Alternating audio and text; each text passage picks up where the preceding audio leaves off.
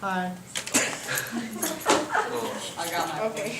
Okay, so 2014, BC Calculus, question number 4, Part A, find the average acceleration from 2 to 8. Whenever you need an average rate of change, it's just old-fashioned slope, right? Average acceleration is just change in velocity over change in time, right? Average velocity is change in distance over change in time. So, or technically change in position, right? So, average acceleration from 2 to 8 is literally v of 8 minus v of 2 over 8 minus 2. So it'd be negative 120 minus 100 over 8 minus 2. And then it reduces to negative 110 over 3. You do not have to put units. So if it doesn't ask for units, you don't have to put them.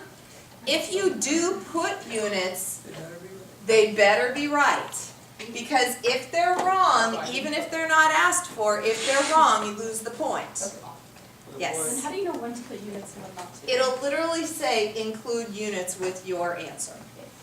Okay? So if it doesn't say those words, you do not have to put them. Good. Any other questions? Everyone feel okay about Part A? That was just one point. You got it or you didn't. Okay. Part B.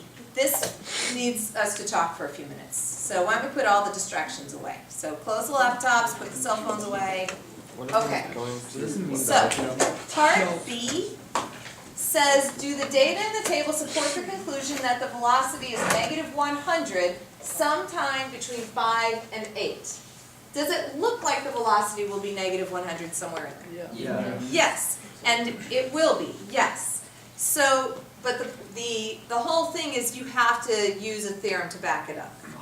So, quick review on our 3 main theorems, all right? There's more than 3, I know, but the first 3 theorems we learned this year were EVT, IVT, MVT. Now, IVT apparently got kind of glossed over, so I'm going to just re-summarize the 3, all right? EVT, extreme value theorem, requirement is that the function be continuous on a closed interval. Every function that's continuous on a closed interval has a max and min on the interval. That's the extreme value theorem. Think of extremes, right? Max, min. So extreme value theorem, you just have to be continuous. Result, the function has to have a max and a min. IVT is next. Again, the only condition is that the function has to be continuous.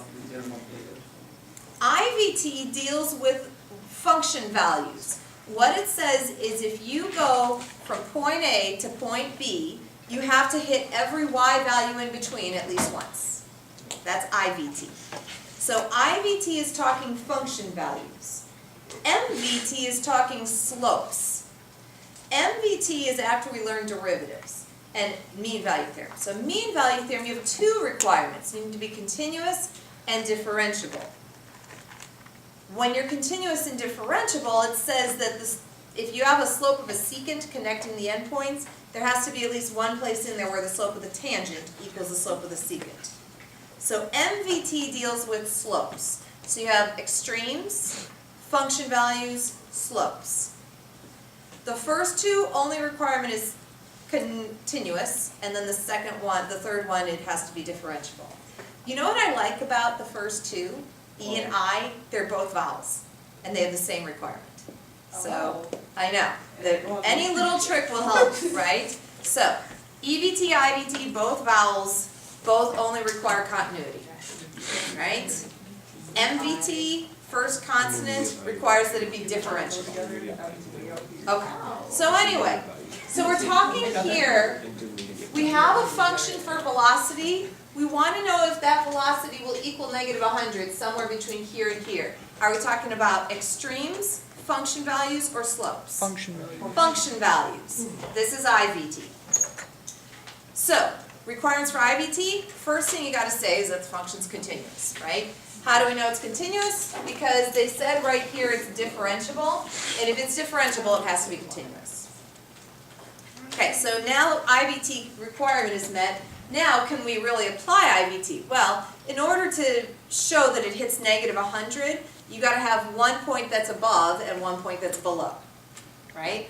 So then what you do is you say, oh, well, look at this. V of 5, that's 40, that's bigger than negative 100. V of 8, that's negative 120. That's less than negative 100. So you got one endpoint that's higher, one endpoint that's lower. It has to hit all y values in between. So therefore, by the IVT, it's got to pass through negative 100 somewhere. All right? Now, you have to name the theorem by name. So if you're using IVT, you have to say by the IVT. If you're using MVT, you have to say by the MVT. So if you didn't use IVT, you didn't get that last point. So it was only 2 points, right? So they, You have to explain how E is continuous, or if you just said it was continuous, then. they wrote differentiable, therefore continuous, like that is differential implies. But I don't know, they didn't even put that in here, so I don't know. The only thing that they really required to see was that you showed one point was above and one was below. And then you said. And you don't have to write it with this notation, right? If you say, hey, look, V of 8 is greater than negative 100, and then in a separate sentence you say, hey, V of 5 is less than, or whatever it is, negative 100, whatever, You don't even need or to greater, say that. whatever, vice versa. Anyway, but as long as you say that in some form or fashion, right, you get that. Okay, any questions on IVT? We will see it again as we continue to do more review. Whew, come on, go down nice. All right. Hey, at time t equals 2, train A's position is 300 meters east of origin station. Wow. Isn't that cute? I read this and I smiled, right? It's to make you smile during these. I just Okay, cried. so east of origin station, and the train is moving east. Write an expression involving an integral that gives the position of train A at time t equals 12. We know the position at t equals 2. They gave it to us right here, right? We want the position at t equals 12. We have a velocity function. How do we find an antiderivative at one point? What do we use? Integral. What kind of an integral? Definite. A definite integral, right? Definitive. Definite integral. First fundamental theorem of calculus, right? Okay, so here's what you do. And I'm going to squish it up here, and then I'm going to erase it, so if you're copying, now's the time. So anyway, here's what you do. You say, all right, I know I'm going from 2 to 12, because those are the 2 times I'm interested in. You always do the integral of the derivative of what you want, because then when you anti-differentiate, you end up with the function that you need, right? So if we have velocity, when we take the antiderivative, we get position, which I just called p. So this is p of t from 2 to 12, which means it's p of 12 minus p of 2. P of 12 is what we want. P of 2, we already are told it's 300.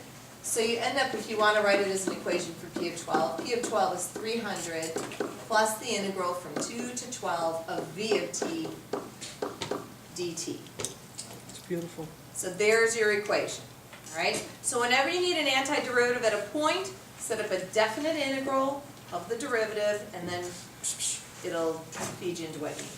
All right, so there's our equation. Then it said, hey, trapezoid sum, 3 subintervals, right, to approximate this guy right there. So we need to do trapezoids. So the integral from 2 to 12 of v of t dt, what goes in front of every trapezoid sum? 1/2. 1/2. 1/2. Are the widths equal? No. No. What's the first, remember we're starting at 2. What's the first width? 3. 3 times the sum of the heights. These are trapezoids. What's the next width? 3. 3. 5 to 8. So 3, sum of the heights. Last width? 4. 4, sum of the heights.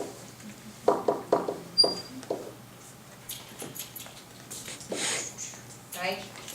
So there's your trapezoid rule. So here's how this worked. You got a point for the equation, you got a point for your trapezoid rule, and then you got a final point for saying what P of 12 was, which was 300 plus this, right? And technically, you could leave this plus 300, right? This is all numeric. Numerically equivalent to correct is correct, Yeah. right? So, Trace into it. okay. Didn't even get the last one. Last part. To me, the last part was the most fun.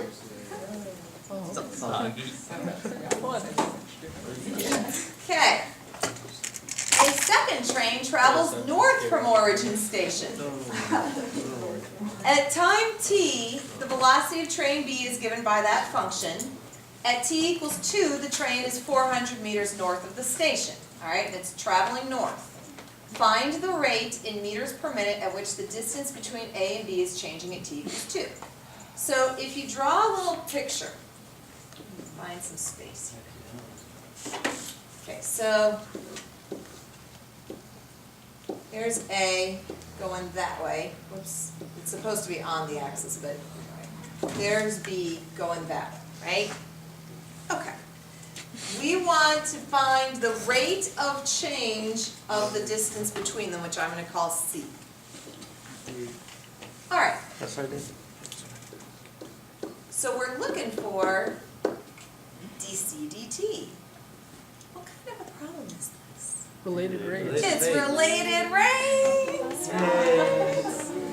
Okay, so here we go. So let's list off everything we know. We know A is 300, because they gave it to us in the last part, right? At t equals 2, it's at 300. Okay, dA dt, well, we need to know how fast the train is moving at t equals 2, train A. It's moving 100 meters a minute, right? You get it right there. And 100. Okay, B. What's B? What is B's position at t equals 2? Gotta plug it in. 400. Do we know, or could we figure out dB dt? Yes, we could. How could we? Plug in a 2 for t, or t for 2, right? Okay, so plug in a t for 2. So we get negative 20 plus 120 is 100, plus 25 is 125. So there's our dA dt. We have A, dA dt, B, dB dt. We need C. If A is 300 and B is 400, what is C going to be? 500. 500. Can anyone give me an equation that relates the variables? Pythagorean. Got some head shakes there. C squared, right? Okay, so differentiate with respect to time, do 2a dA dt plus 2b dB dt equals 2c dc dt, right? And then you just kill the 2's, right? And then you literally just plug all these numbers in and solve for dc dt. Oh no, I like this. Okay? That was 3 points. 2 points for your implicit differentiation right there. 2 points if you have that on your paper. If you can, like, The third was for actually finding the answer.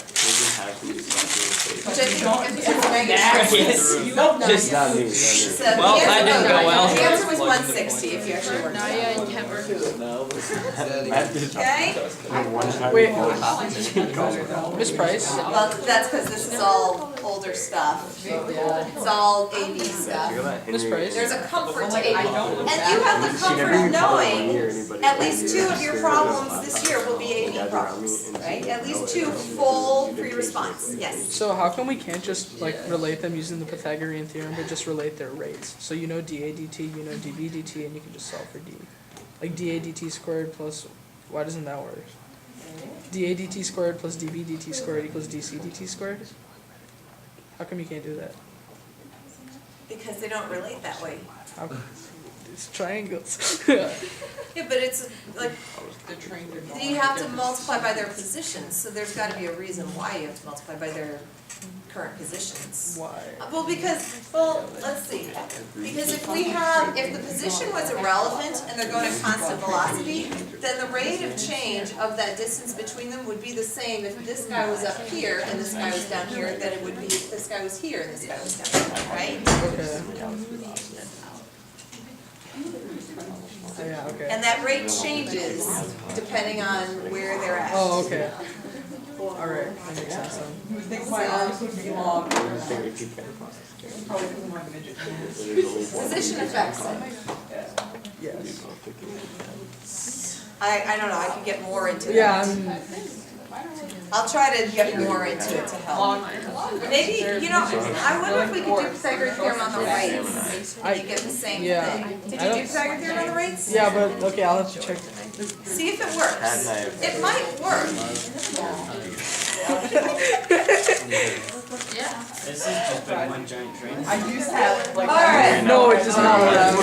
Thank you. Okay, alright. Okay, focus. Here we go, lesson. 10-4B. No, there are no printed notes. You have to actually write notes. No. Do you need another polar graph paper? Or no, do we need that for? No. Alright. Well, actually, there will be one graph paper if you want to use that. Alright, so today we're going to learn how to differentiate polar equations. You okay? You just keep going. Alright, good. Now, we're going to start just by practicing with a general form. Now, a lot of people in my third period had a hard time, so I'm going to just reinforce this. There is a formula we learned on Friday that says x is r cosine theta. And then we also learned on Friday that y is the same thing as r sine theta. The reason for this is if you're relating r and theta to x and y, then cosine theta is x over r. So x is r cosine theta. It just is. Okay? Y is r sine theta. It's just how they are related on the triangle. So you all understand that? Yeah. Okay, so these are just formulas that are just true. Were They're these true. questions your third hour had? Yeah. Alright. Okay. All right. So it's okay. I'm not making fun of third. I'm not making fun of third. Yeah, she You hear that, third? She's making fun of you. He's not, but we will. Basically, fourth hour is the best. Okay. So the key here, and one of the things I want you guys to recognize is throughout your text, and actually not just on the text, but also in other sources, so it's possible on the AP exam as well. Instead of using r, sometimes they will use f of theta instead of r. Now the reason that they will do this is because r really is a function of theta, right? If I have the equation r equals 3 cosine theta, right? R is the same thing as like an f of theta, right? So you will see them use function notation for r as referred to as f of theta. So if you ever see them call an f of theta, that's the same thing as r. Just letting you know up front, all right? Okay.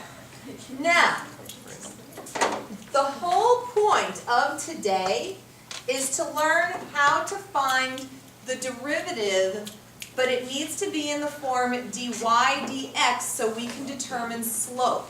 If you do dr d theta, that's not going to give you slope. It's going to give you a rate of change of r with respect to theta, but r, remember, is moving along this polar curve. It's not the same thing as your true change in y over change in x. So when we need to use a derivative to find slopes, we have to actually find dy dx. So in order to do that, you have to write, if you have some r, you have to write it in terms of x and y. So you have to write that x is r cosine theta and y is r sine theta, and then use those to find dy dx. Now, here's what we're gonna do first, as a little warm-up exercise, okay? We're gonna just do these equations, do it with the f's, just for fun, all right? So, if y equals f of theta sine theta, and x equals f of theta cosine theta, I want you to find dy d theta, dx d theta, and then see if you can figure out then dy dx. Okay? It's very similar to parametrics. Very similar to parametrics. Yep. So would you do like I product have to use a rule. product? Okay.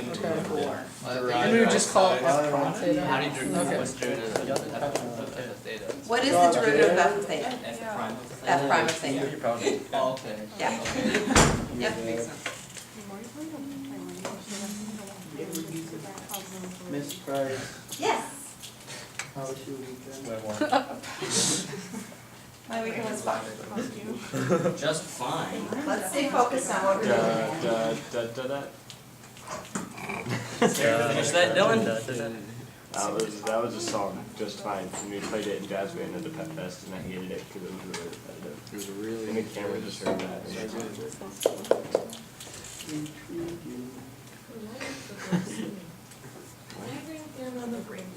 she was singing Just Fine. Yeah. I didn't even play on it. I was able to get out of it because I had the soprano note to go right over next to it. Doesn't really matter, right? So, well, I want to, I'll write if I get the same answer, so. I was sitting on a table so I could look left awkward. You still can look at the inside. See, I'm not like myself. No, it seemed like the soprano, the original purpose. Well, Joe's Vision kind was of just like judgmental. Like, Oh, sensitive, it's like, you kind of just wait to do. I just want That's definitely awkward. yeah, what it is. and back. So like, I think I just like walking towards the valley. Okay. But they're already been trained. Like, I'm dramatic. Oh, I was like to address I'm sorry. Yeah, a little half step because would this be originally Shreyas, I think your way is gonna work. no. It works either way, right? What way? Yeah, just I don't know if it does. Oh, No, it doesn't. Yeah. Oh. No. But like, why doesn't it? That's the question. No, that position makes a difference. How does Yeah. Because that would that be position? I just No. That'd be changing the acceleration. No, literally, I'm letting the rates be side lengths of the triangle and finding the third side length. So it's a third rate. Oh, I see, yeah. Probably because the acceleration is different. Oh, wait. But is the origin still at 300 or no? The origin was never at 300, the origin. That's That's why.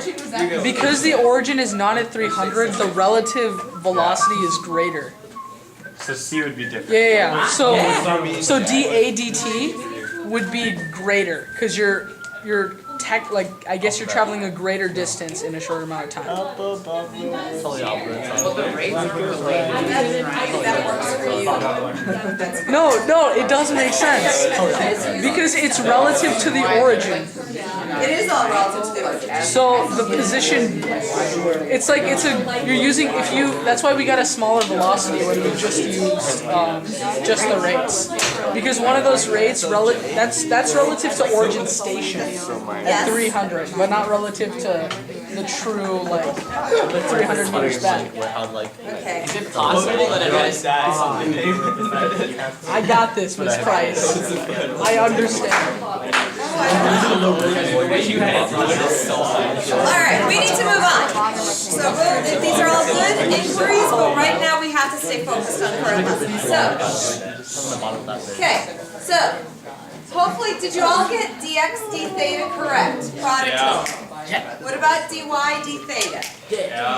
dy dx is just dy d theta over dx d theta, so you can just divide them.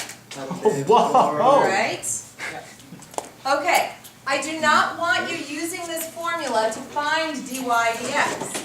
Each time, I want you to just do it by hand, and part of the reason is because I want to force you to practice your differentiating and not just plug things into a formula. Plus, we don't need another formula to learn it, it's not a cute one, right? So, okay, It's obtuse. so, here's your directions. Okay? I'm gonna preface this next problem with a couple things. Here's your directions. Number one, if we are given a function r, right? Say we're given any function r. So remember, when you have a polar equation, it's always defined for r, right? So whatever it is, 2 minus 3 sine theta, right? So say we're given some function r. If I ask you for the slope at a certain point, the only way to do it is first to write out what is x, which is r cosine theta, what is y, which is r sine theta, then find dx d theta, dy d theta, divide them. That's your slope function. Okay? Your slope function is dy dx, change in y, change in x. So like you're Yes? saying that we'll always be using the like f prime theta sine theta. Yeah, but and then- I've Right, never, but then yeah. we'll just plug in like what r is and Or what. Please, prime. please don't. Yeah, just do, No, but I'm saying like. Yeah, that's the formula. Wait, that's the That's the formula. formula, yeah. Yeah, that's the formula, but I don't want you to use the formula. So what are you saying we use? So x She's would saying equal we do the 2 word minus 3 right. sine I'm theta saying I want you cosine to basically rederive it every time. Oh my, so you do 2 times negative 3 sine theta times. Times Oh my cosine. god, that'd be Okay. horrible. I thought you were saying That's it's not like bad, that's right. redo it. What if we just use the like, formula? To get back to that formula. The point? formula doesn't save you that much, it's still defined f prime No, and f no, I and thought cosines and sines, I mean, you're not like it's free. No, right? I thought you were saying rederive the formula every single No, time. no, I just want you to walk through the process That would each make time. sense, yeah. Okay, alright, now, there's one other thing that we need to understand, alright? Really a 3. The next problem you're about to see gives you a function in terms of r, right, r equals something, and then says, find the slopes at these 2 points. Now, in order to find slopes, you first have to find the derivative, right? So you find the derivative first, then you plug the points in and get the slopes. Is this another third hour question? This is just a general discussion, okay? You hear that third hour? Okay, so, and just to make sure you understand, right, just to go back in time and keep things simple. Suppose f of x is 5x squared, right? And I said, hey guys, what's f prime of 3, right? So, in order to do that, the first thing you would have to do is find f prime of x, right? And then you plug the 3 in, Yeah, this is a third hour. okay? Does that make sense? Yes. Okay, No. so for the next problem, here, let's take a look at what it says. Okay, so the next problem says, find dy dx and the slopes of the lines tangent to the curve at these 2 points if r equals 2 times 1 minus sine theta. Alright? Now, here's your r. We want the slopes at each of these points. These are, by the way, polar. So this is r, this is theta, right? This is r, theta. These are polar coordinates. Here's our r. I want you to start with this and see if you can find dy dx. First, you're going to have to write out what is x and what is y. What is x? R cosine theta, okay? Right? You're going to have to write out what is x and what is y, and then you're going to have to find dx d theta and dy d theta and divide them. Go. race. Not a race. It is a race. It's always a race. While you're doing this, I'm gonna hand back your last week's review quizzes.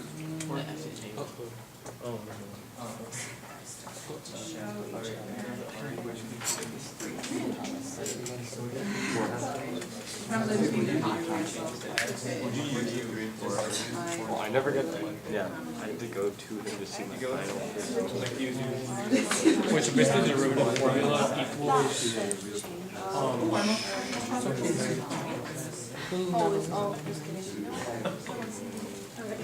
Yeah,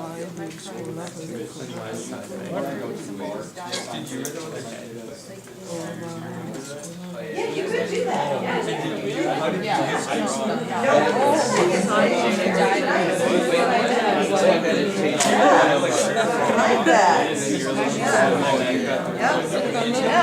That's fine, doesn't matter. No one even might, no one has done that yet today, but I like I wanna get through it. That song is great. No, it's the worst song. It's like, I don't know So what to fun. do. Like, it's It's a terrible. great song. You're gonna beat it. That's it.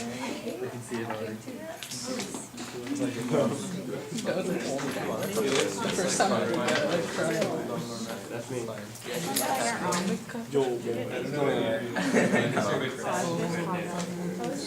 do you want, 19 and 24 on?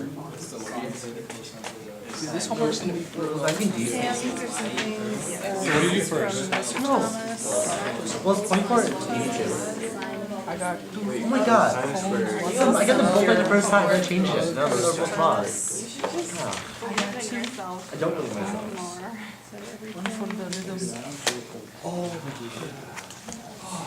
Siddharth, when were you born? Upset. Really? It's cool, dude.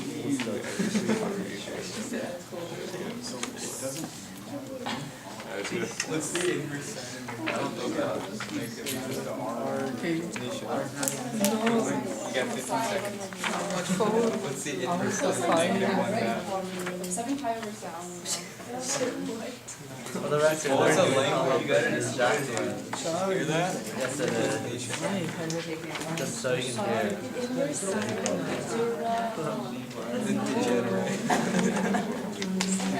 Get that five. Kind of funny how someone's like family got back while we're in the middle of the bus.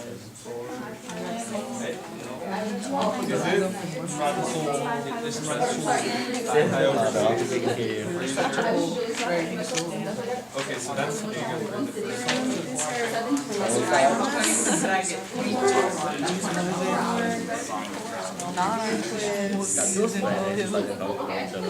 Why? Look at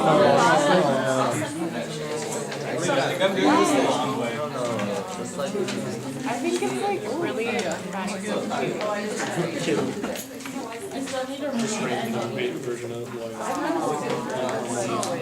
No, you got first. You know who's a realist G?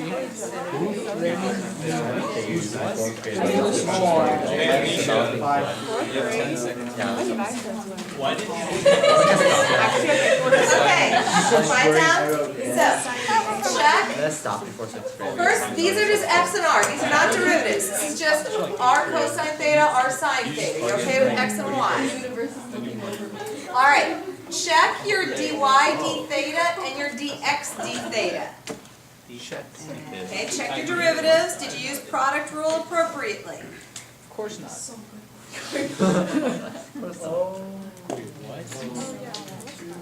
I don't know product rule. The other thing to be careful about is dy d theta, you've got that sine squared, right?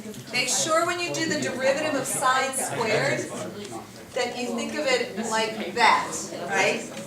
So it's 4 sine theta cosine theta.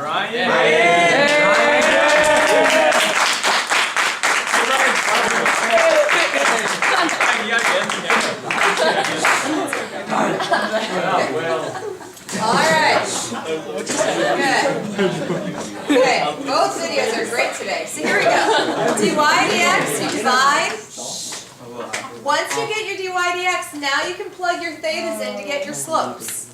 Right? My hand's kind of So, you plug in 7 pi 6, and you end up with this lovely undefined. Oh my god. Have you guys not gotten that far? Okay, then I want, if you guys haven't gotten that far, I want you guys to plug in the 3 pi halves on your own into your derivative. Yeah, it's fine. Brian, who's last week's result?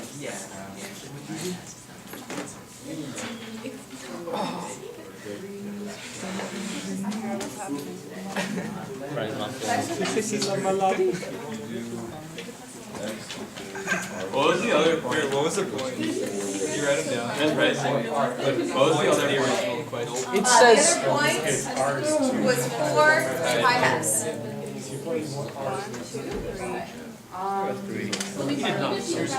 Talk to me about questions. Right. It's kind of like when you have dy dx and you want the slope at a point, you really just plug in the x value, right?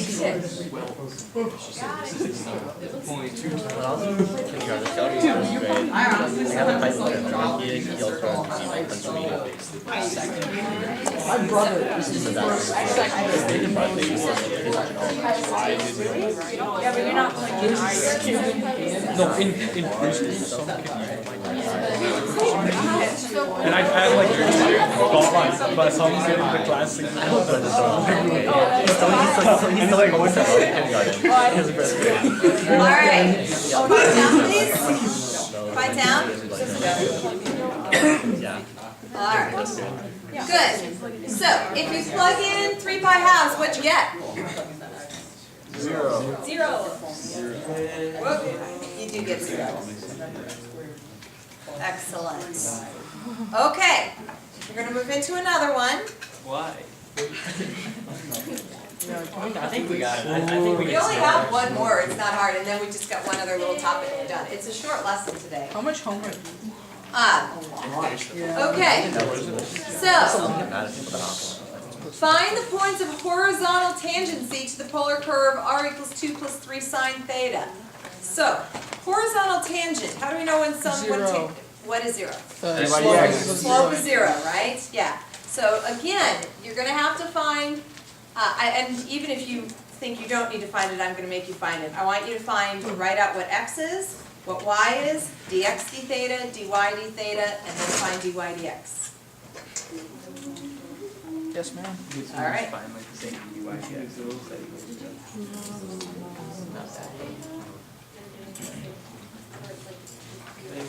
So that,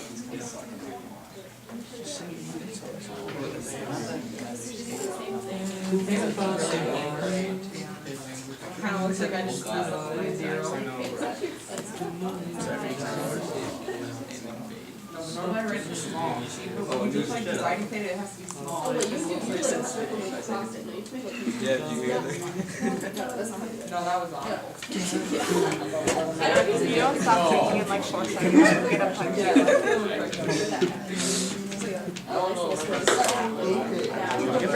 Okay, I feel like you're trying to do like a pep. 2,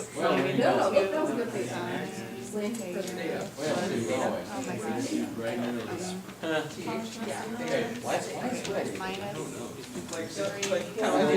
You're pronouncing it wrong. I can be like radio sheet. It's 90.3. And then plus Oh, I have 2 cents plus 3. 4 cents. On the radio it's like, just like your mom. So, D, right by this, I have a 2 lines. Alright, check your x and y. This is not, these aren't the derivatives, this is just what is x, what is y. oh no. Bye. What is life? I'm bi. Okay.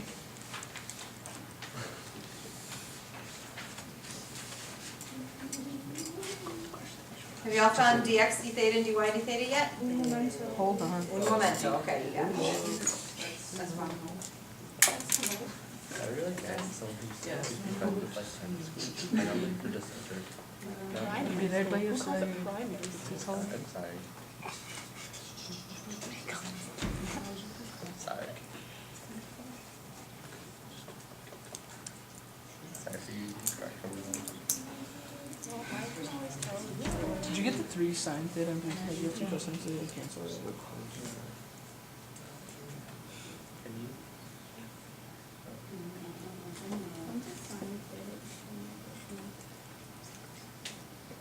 Is it 0 to 2 pi? Yeah, I always do 0 to 2 pi for these. Most polar equations are 0 to 2 pi, and sometimes they even, like on that interval, they overlap and it ends just being 0 to pi or whatever, but you're usually safe with 0 to 2 pi. Yes? On our board, we have problems that like asked us to find what the range was before it overlapped, so can you explain that? Like, is that important for us to know? 'Cause It's not that important, and we're gonna talk about points of intersection tomorrow or Wednesday, and then we're gonna get into that. Okay. So we'll touch on it in the next few days. What was It's kind of complicated in a little bit. I got that back. pi over 2 through pi over 2? For what? For the R values, or theta values? Okay, check your derivatives. But then there's also like sine theta equals negative. Are y'all using product rule properly? No. Yeah, so what, Okay. yeah. What did I do with that? Cosine squared minus sine squared, that's just -1, right? Ooh. Oh! It's genius. Wait, cosine squared minus sign? Yeah. It's not -1? Yeah, I didn't think so. Of course not. Of course not. Cosine squared minus sine squared is an identity though, does anyone know what it's equal to? Tan squared. No? 0. 1. Cosine Secant squared. 2 theta, Plus right? C. Oh, yeah. Ah. Plus C. Okay. Anyway, alright, there's your dy dx. So, in order to know where it's horizontal, what do we have to do with this? Equals 0. Set it equal to 0. And really need to just focus on the top, right? Yeah. So we need to solve where the top equals 0. So we're solving this equation. What would be the first thing we would do to solve this equation? Subtract 2 cosine theta. Factor out a cosine, right? Okay, so we factor out a cosine, we get this. Have y'all gotten this far or am I going too fast? And then divide by Okay. it. Okay, so then you get either cosine theta equals 0 or sine theta is -1/3. Cosine theta equals 0 is pretty easy. Hopefully you all can solve that without too much angst. Right? Sine theta is -1/3 is not a simple answer. So if you don't have a calculator, you could just write arc sine -1/3. Is our test all calculator? No. So. Alright, I put arc sine -3 and then I gave you the calculator radian angles between 0 and 2 pi, just in case you wanted to know. Alright, but the question didn't ask for the angles, the question asked for points, right? Points in polar form are written r theta, right? You have theta, you need r. Hey, there's our r. So you're gonna have to plug pi halves, 3 pi halves, and arc sine -1/3 in for theta and solve for r. Take a second and do that. There's your r. If it asks for the tangent minus horizontal, could we just use dy theta? The only problem is that if it ended up being a 0/0, it wouldn't be a horizontal tangent. So technically, you should still find dx theta just to make sure that it doesn't create a 0/0 situation. But, I mean, it is rare, but I don't want to say it never happens. Oh, because if you want dy dx equals 0, theta has to be equal to the values. The easiest one to plug in is arc sine -1/3, Of course. right? Wait, what do you? Because what is the sign of the arc sine of -1/3? Negative 2.5. -1/3, Oh. right? I thought I had it. There's no way. on today. Working it. I don't know why my hand-eye coordination is off. Okay, so I wrote both of these point values. Obviously, if you didn't have a calculator, you would not be able to do that. So for you guys, your points should be 5 pi halves, -1 3 pi halves, and then 1 arcsine -1/3. Okay. Any questions on that? Can you scroll on? I can.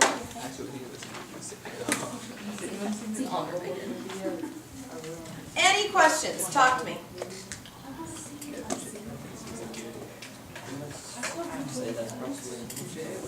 Okay, I knew you'd say it. last little topic, and this really is a little one, okay? I honestly don't know if this is on the AP exam, and Mr. Thomas isn't here today, so I can't ask him, but I will try to find out. Either way, it's simple and it is in your homework, so you gotta do it tonight anyway. So, here we go, tangents at the pole. What is the pole? The origin of a. It's origin station. Yes, it's Right? origin station. Yes. Okay, so, tangents at the pole. If R of A is 0, R of A, remember R is the radius, right?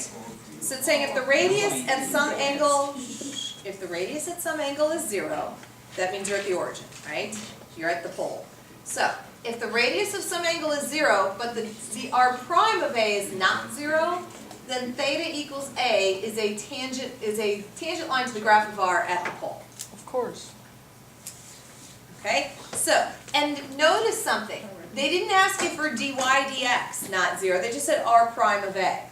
So for this, you don't have to do the whole rigmarole of finding dy dx. You literally just find where R is 0, find R prime, check to make sure R prime is not 0, and then you're done. Okay, so I'm going to even write these down as steps. Steps. So what would our first step be for this? Set R equal to 0, right? Find whatever angles cause your radius to be 0. Give you a radius of 0. All right. Step 2, you have to find what? R prime.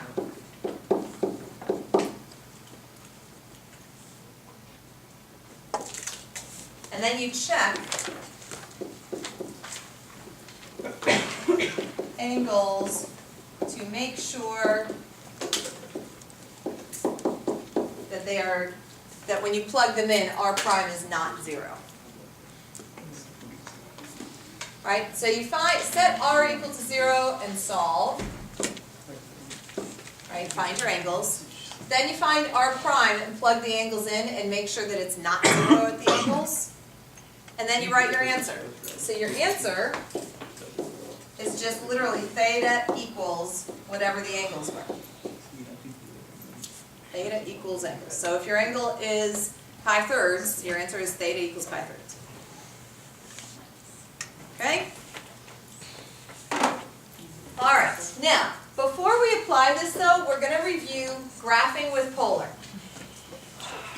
Okay, so for fun, we're going to graph